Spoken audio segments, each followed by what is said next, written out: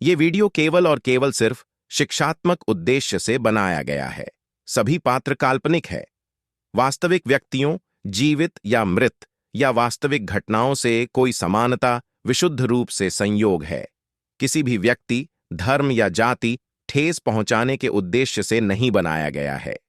कृपया करके दिल पर ना ले, सिर्फ काल्पनिक है, शिक्षा, मनोरंजन के लिए है। मेरा नाम सपना है। हम लोग ग्वालियर शहर के रहने वाले हैं। मैं, मम्मी और पापा, एक छोटा और खुशहाल परिवार था। लेकिन एक हादसे में मेरी मम्मी की जान चली गई और उस समय मैं सिर्फ 7 साल की थी। मेरे पापा एक बिजनेसमैन हैं, तो वो काम को लेकर बाहर आते जाते रहते थे। इसलिए मेरा ख्याल कौन रखेगा, ये सोचकर मेरे पापा ने एक मजबूर औरत से दूसरी शादी कर ली। धीरे धीरे मैं और मेरी दूसरी मम्मी एक दूसरे के करीब आ गए। वो अच्छी थी और मुझे बहुत प्यार भी करती थी। मुझे कभी भी अपनी माँ की कमी महसूस नहीं होने दिया।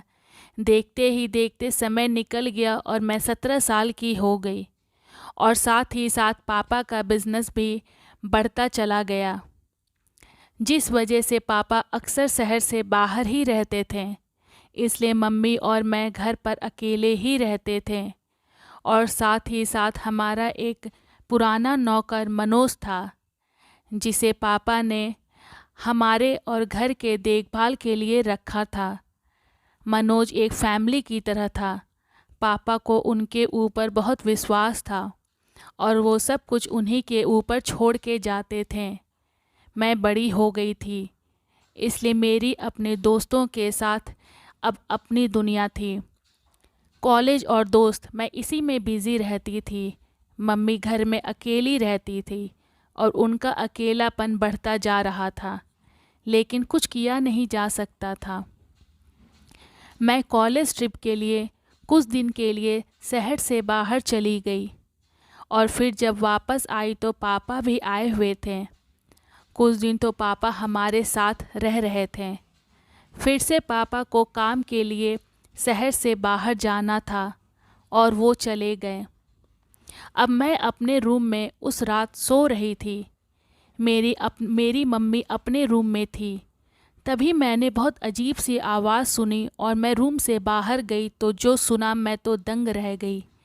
वो आवाज़ मेरी मम्मी के रूम से आ रही थी, जैसे कोई पलंग को ज़ोर ज़ोर से हिला रहा हो। मुझे ये आवाज़ बहुत अजीब सी लगी। मैं मम्मी के गेट को खटखटाने लगी।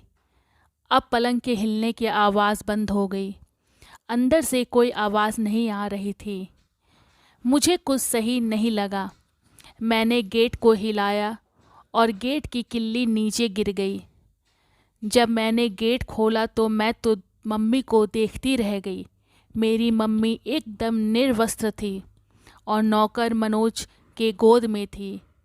मैं ये नज़ारा देख के समझ गई कि दोनों कुछ कर रहे थे। मैं अपने मम्मी को डांटने लगी, बोली कि मैं पापा को कह दूंगी। मम्मी कहने लगी कि तुम्हारे पापा तो हमेशा बाहर रहते हैं।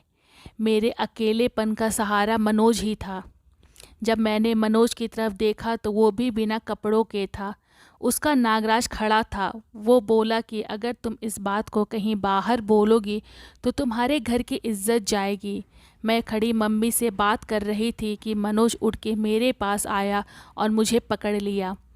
मेरी मम्मी को बोला कि तेरी बेटी भी जवान हो गई है, तू बोले तो आज इसकी भी चिड़िया को खोल दूँ।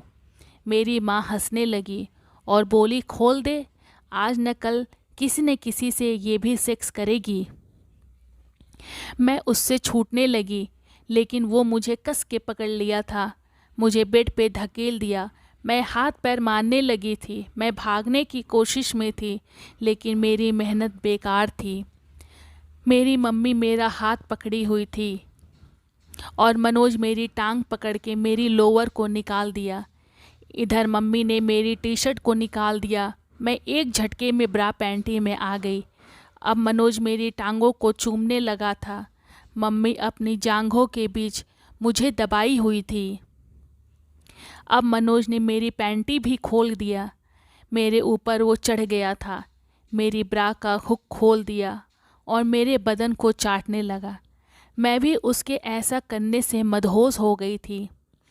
मम्मी मेरे हाथ को दबा के अपनी चिड़िया मेरे मुंह के सामने रख दी थी।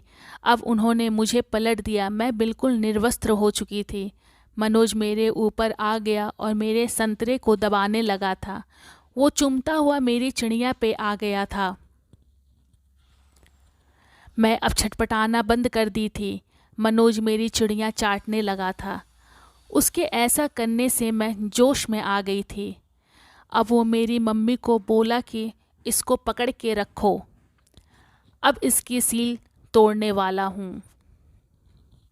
मम्मी मुझे कस के पकड़ ली थी।